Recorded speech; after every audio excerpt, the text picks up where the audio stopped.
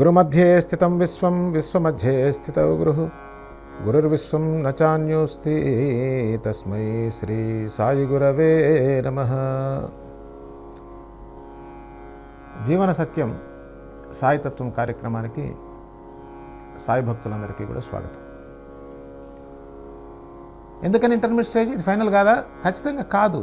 నేను చెప్పట్లా, శాస్త్రమే చెప్తా ఉంది. ఏం చెప్పింది శాస్త్రం? ఏమని కాదని చెప్పిందా? Of course. ఏమని చెప్పింది? నామరూపములు మాయా అని చెప్పట్లా, వినబడట్లా, అర్థం కావట్లా. అందుకోసం ఇన్ని కొట్లాట్లు వస్తా ఉన్నాయి. అసలు విషయం వదిలేసి ఎందుకు పనికిరాని పట్టుకుంటా ఉన్నాం. నామరూపములు మాయ. ఎందుకండి నామరూపములు రెండు మాయమవుతాయి? అబ్బా, మరేమిటి? ప్రజ్ఞానం. జ్ఞానానికి రూపము నామం ఉంటుందా?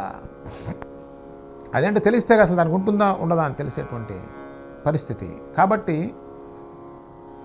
గురువు లేని విద్య గుడ్డి విద్య.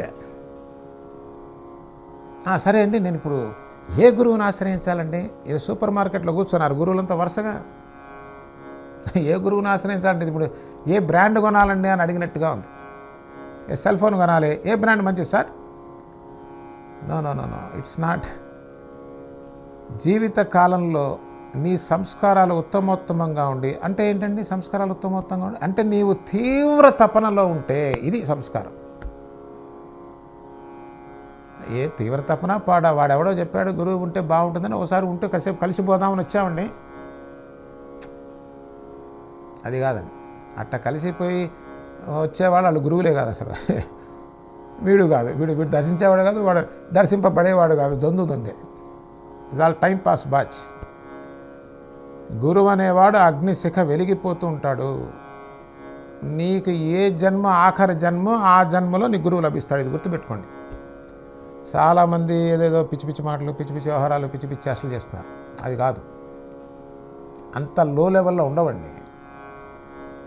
ఏదో మన వాళ్ళు కనుక ఏం గురువు అన్నట్టు ఉంటుంది. ఆ గురువులు ఇవి. ఒరిజినల్ గురువు అనేవాడు దగ్ధం చేస్తాడండి, గుర్తుపెట్టుకోండి. అగ్నిలా వెలిగిపోతూ ఉంటాడు. ఎందుకని? నేను అజ్ఞానంలో ఉన్నాను, ఆయన జ్ఞానశక్తి వెలిగిపోతుంటాడు. కాకపోతే మొత్తం భస్మం.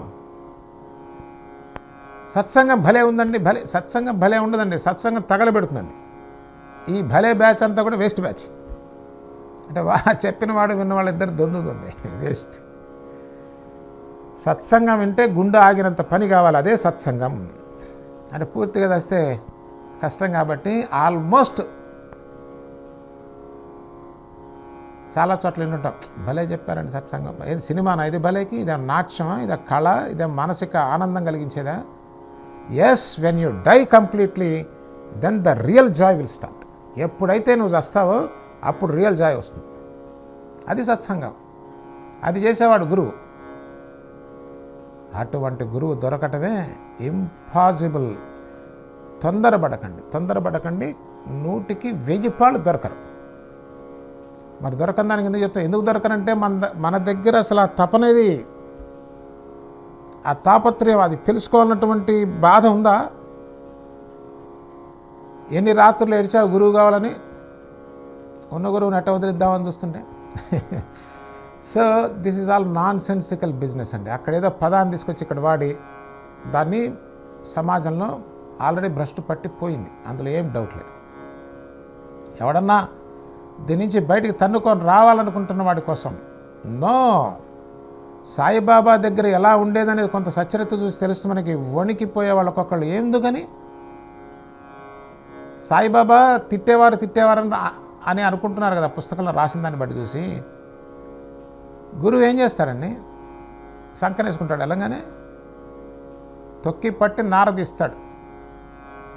వెళ్ళంగానే దండలేసి కూర్చోవాళ్ళతో పెట్టేవాళ్ళంతా బరువులు. ఇదంతా కలెక్షన్ ఏజెన్సీ. ఇదేంటంటే నేను చదువుస్తాను, నా వీపు నువ్వు జరిసి బ్యాచ్. ఇదంతా సన్నాసి బ్యాచ్. తీసావులు బారండి, నాన్ సెన్స్. మరిన్ని వివరాలు వచ్చే కార్యక్రమాలు తెలుసుకుందాం. సద్గురు సాయినాథ్ మహారాజ్.